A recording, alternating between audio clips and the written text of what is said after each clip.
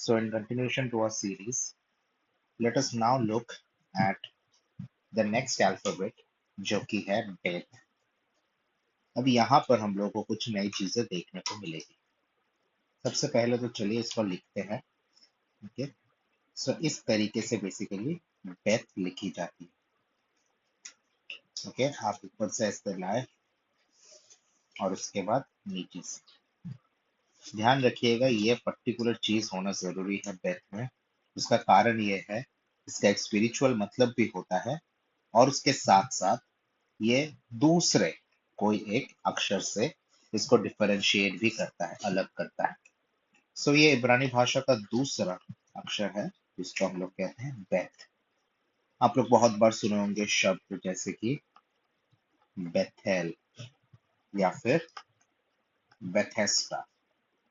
सो Beth basically एक बहुत ही common शब्द है यहूदी लोगों के लिए इब्रानी भाषा में। ठीक है। सो बेथ के एक्चुअली दो उच्चारण होते हैं। अगर हम इसको सिर्फ नॉर्मली लिखें तो इसको हम लोग कहते हैं वेट, और इसका उच्चारण होता है व, एज इन जैसे वैन में हम लोग व बोलते हैं। ओके, लेकिन अगर मैं इस पे, माफ करिएगा, मेक इट प्रॉपरली, अगर मैं इस पे ये डॉट लगाता हूं तो इसका उच्चारण होता है, नाम इसका पड़ता है बेथ, और इसका उच्चारण है ब, ब एज इन बॉय। ओके, तो ये बेसिकली जो डॉट है इसको कहा जाता है दगेश, जिसके बारे में हम लोग बाद में सीखेंगे। बहुत सारे ऐसे अक्षर है इब्रानी भाषा में जिसमें ये दगेश या फिर ये डॉट इस्तेमाल होता है। ठीक है।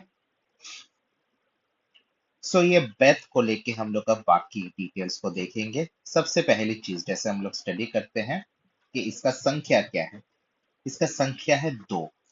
This is its gematria value. So ये जो दो शब्द है ये बेसिकली हम कह सकते हैं कि एक रिलेशनशिप को दिखाता है। दो व्यक्ति के बीच में अगर कोई संबंध है, कोई रिलेशनशिप है, तो उसको ये संख्या दिखा सकता है। ओके, और साथ में दो प्रभु यीशु मसीह को किस प्रकार दिखाता है। प्रभु यीशु मसीह में हम जानते हैं कि दो नेचर्स थे, है ना। एक है उनका ईश्वर होने का नेचर जिसको हम लोग डिवाइन नेचर कहते हैं, और दूसरा है उनका इंसानियत जिसको हम लोग ह्यूमन नेचर कहते हैं। ओके, सो ये दो संख्या भी प्रभु यीशु मसीह को दिखाता है। और इसका जो छवि होता था it's basically called as house. Pictographic representation, इसका जो पिक्चर होता था वो है हाउस। इसीलिए बेथ को कहा जाता है, बेथ का जो एक्चुअल मतलब होता है वो है बेसिकली घर। सो अगर मैं बेथेल शब्द को लिख रहा हूं तो यहाँ पर बेथ का मतलब है हाउस और एल मतलब गॉड। सो बेथेल बनता है द हाउस ऑफ गॉड। तो बेथ जो शब्द है वो ज्यादातर इस्तेमाल होता है हाउस या फिर घर को दिखाने के लिए। ठीक है।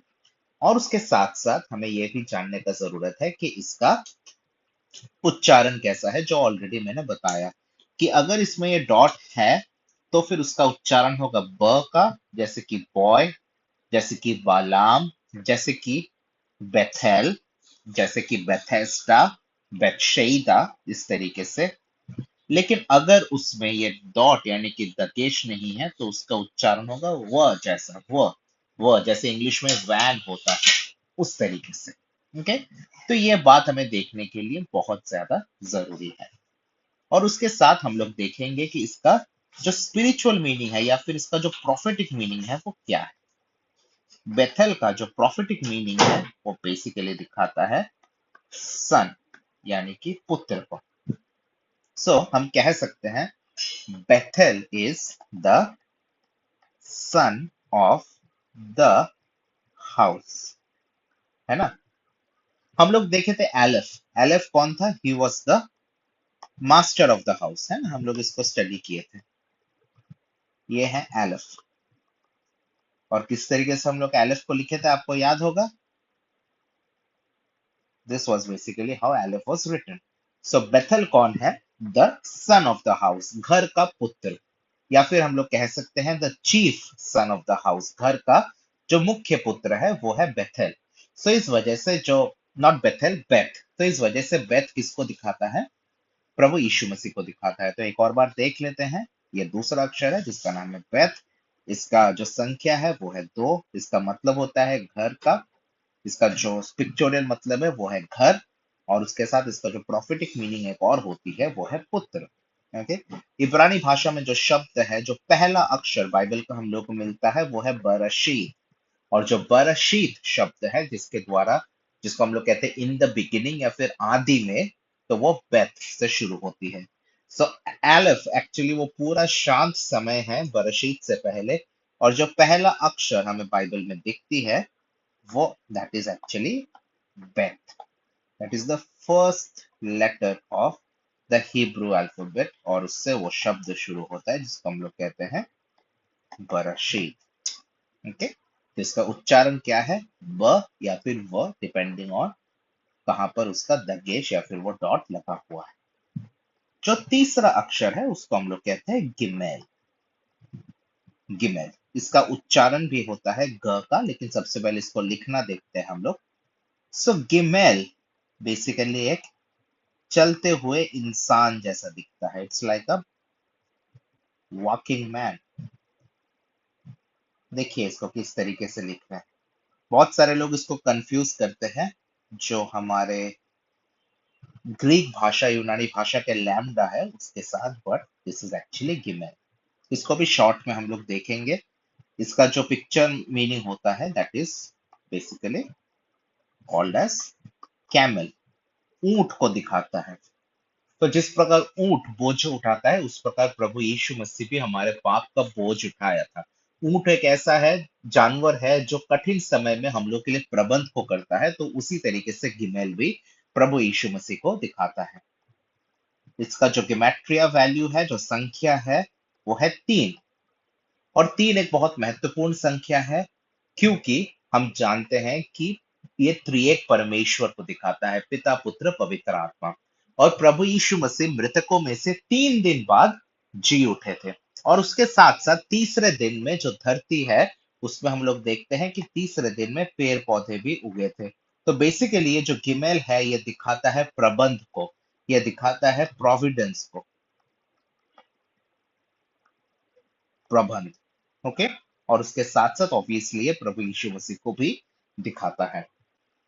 और साथ में तो हम लोग इसका पिक्चर देखें, इसका गेमेट्रिया वैल्यू देखें।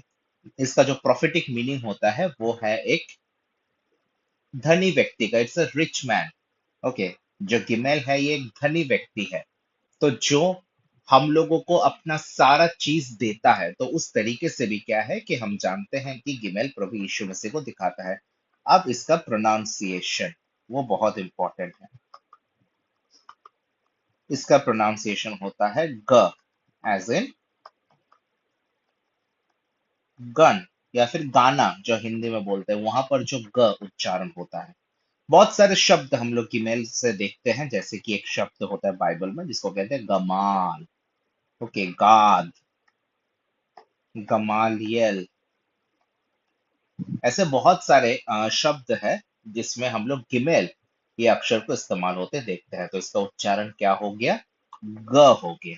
राइट। और इसका जो गेमेट्रिया वैल्यू है वो 3 है, और उसका मतलब क्या है? कैमल।